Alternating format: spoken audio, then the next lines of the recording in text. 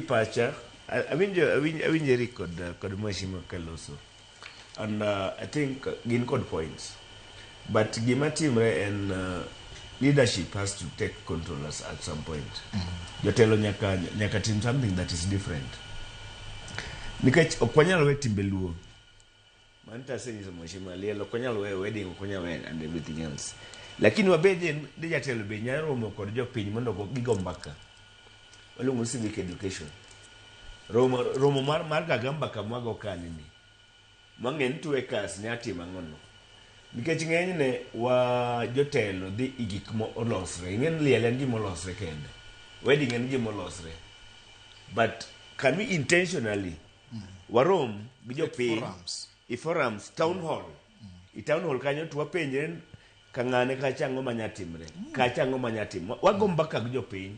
To wanyisigi paro mwango mariek manya change livelihoods ka.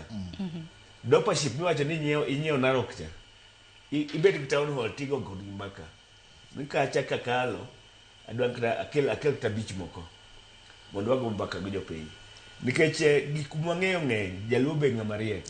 Lakini ng'enyne maybe dissemination tero paro ni gweng' kod go mbaka kod jogwa emotamowa.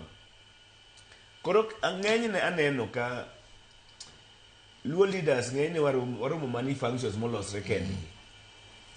Arambe ma school moro luongo, church luongo arambe, ang'ono gin gik molosre, yani ng'ate molose. But kaka jotelo wanya luongo romo moro mar jigo mbaka. To ng'iyo ni kwa chiew kiny ang'o mwanya timo mwanya change life mar jogwa.